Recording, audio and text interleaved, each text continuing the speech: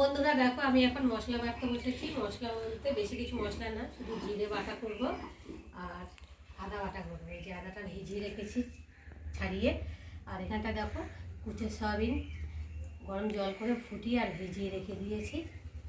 আর এখানটা এই যে সয়াবিন দিয়ে করব, আলু সজনা ডাঁটা আর কুমড়ো দিয়ে একটা তরকারি মতো করবো।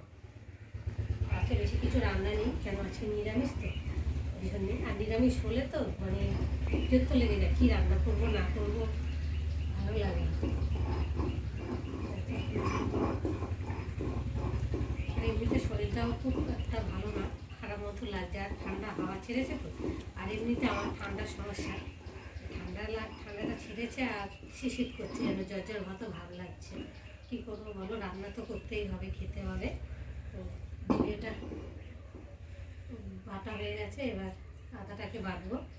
আর বাইরে রান্না বসিয়েছি, আর রোদও তেমন রোদ উঠেছে, কড়া রোদ। জিরেটা তুলে নিয়ে এবার আদাটা একটু বেটে নেব। জিরে আর আদা বাটাটা সব তরকারিতেই লাগে, তাই না বলো বন্ধুরা? নিরামিষ বলো, মাছে বলো, মাংসে বলো, সব একটু জিরে আদাটা মেন। আদা আর জিরেটা সব তরকারিতে দিলে তরকারির টেস্টটা খেতেও ভালো লাগে।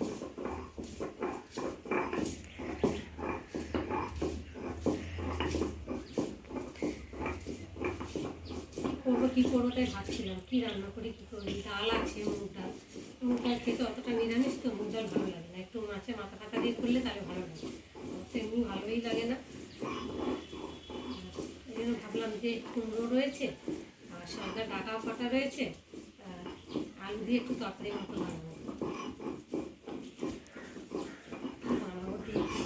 এই তরকারিটা তো হবেই। আর এদিকে বাইরে ভাতটা বসিয়ে এসেছি, ভাত বসিয়ে দিয়ে কাঠের জালে অনেক কিছু কাজ করা যায়, তাই না বলো বন্ধুরা?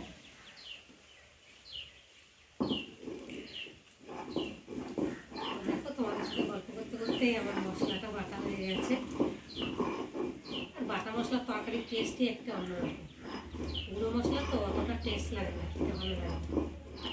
যারা বাটা মশলা খাও তারা তো জানো কতটা ভালো লাগে, আর যারা খাও না তারা মর্মটা বুঝবে কী করে বাটা মশলার টেস্ট। আর আমি অনেকে আছে মিক্সচারেও বাটে, এখন তো কেউ আর শিলে বাটে না, সবাই মিক্সচারে বাটে।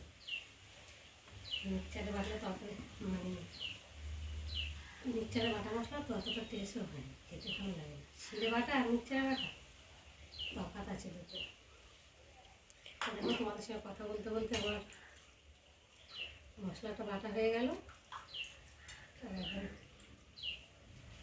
নড়াটাও ধুয়ে নিলাম, শিলটাও ধুয়ে নেব। শিলে যে মশলাটা বেঁধে থাকে অল্প জল দিয়ে ধুয়ে নিলাম। তো বন্ধুরা, তোমাদের মধ্যে কারা কারা এরকম শিলে মশলা খাও আমাকে কিন্তু অবশ্যই কমেন্টে জানিও। মশলা বেটে চলে এলাম রান্নায়, ভাত হয়ে গেছে। আর এই যে ভাতটা লাভিয়ে রেখেছি ফ্যান ছেড়ে, আর এই যে সয়াবিনটাকে গরম জলে ভেজানো ছিল সেটাকে চিপড়ে ভালো করে তুলে নিয়েছি, নিয়ে কড়াতে তেল দিয়েছি। তেলটা গরম হচ্ছে, আর একটু নুন দিয়ে দেবো। নুনটা দিলে কী হবে, কড়াতে লেগে যাবে না, যাতে সয়াবিন তো কড়াতে লেগে যায় অনেক সময়।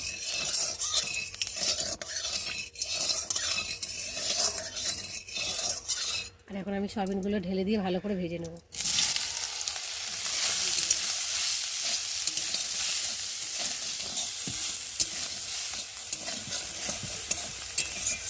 সয়াবিন তো ভেজে খেলে টেস্ট হয় তরকারি। ছোটো সয়াবিন আর বড়ো সয়াবিনগুলো তো ওগুলো না ভাজলেও চলে যায়, কেননা ভাজলে তো কেমন একটা শক্ত ভাব হয়ে যায় বড়ো সয়াবিনগুলো। ছোটো সয়াবিনগুলো তো এমনিতেই গলে যায়, কেন এটা সবজি দিয়ে রান্না হবে ওই জন্যে।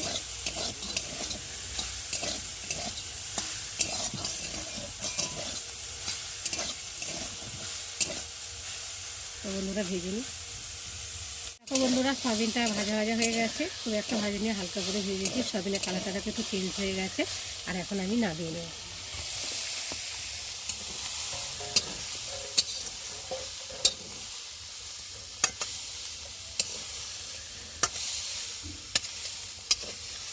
সাইডগুলো একটু লেগে যাচ্ছে।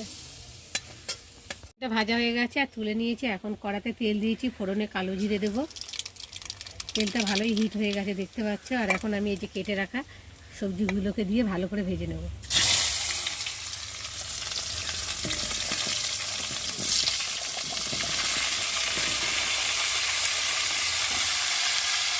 ভালো করে নেড়ে দেবো।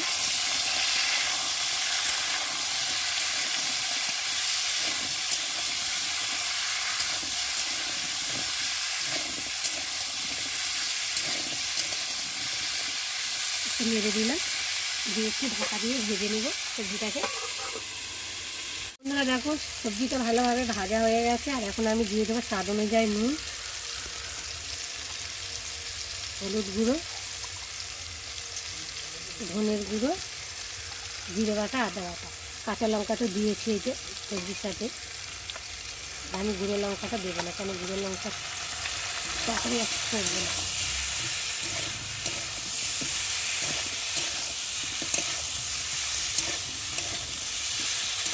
দিয়ে একটু ভালো করে কষিয়ে নেব। আর এবার দিয়ে দেবো ভেজে রাখা সয়াবিনগুলো, মশলার সাথে একের সাথে কষিয়ে নেব।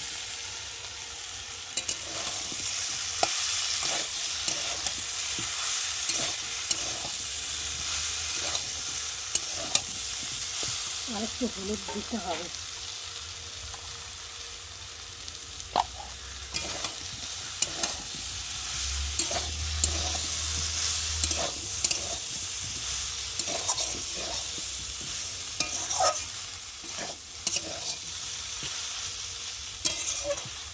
চলো বন্ধুরা কষিয়ে নিই। দেখো বন্ধুরা আমার ভালোভাবে মশলার সাথে সবজিটা কষানো হয়ে গেছে, মশলা থেকে দারুণ একটা গন্ধ ছেড়েছে। আর এখন দেখতে পাচ্ছ কালারটা চেঞ্জও হয়ে গেছে। আর এখন আমি জল দিয়ে ভালো করে ফুটিয়ে নেব।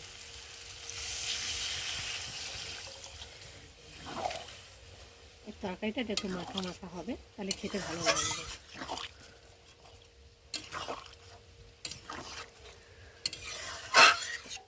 কাঁচা লঙ্কার তরকারি দেখতেই পাচ্ছ কেমন হয়েছে, খারাপ হয়নি দেখতে। তো চলো এখন ঢাকা দিয়ে। দেখো আমার সবজি তরকারি তৈরি হয়ে গেছে, আর দেখো আলুগুলো সেদ্ধ হয়ে গেছে, দেখো গলে গেছে নুনের মতো। কুমড়োটাও সেদ্ধ হয়ে গেছে, ডাঁটাগুলোও সেদ্ধ হয়ে গেছে। আর এখন আমি দেখো তরকারিটা বেশ মাখামাখো মতো হয়েছে। আর নামার আগে একটু আমি স্বাদ মতো চিনি দেব। চিনি দিলে তরকারির টেস্টটাও হয় আর খেতেও ভালো লাগে। যেহেতু ডাঁটা কুমড়ো আছে তো একটু মিষ্টি না দিলে ভালো লাগবে না। দিয়ে একটু ভালো করে ভেজে নেব।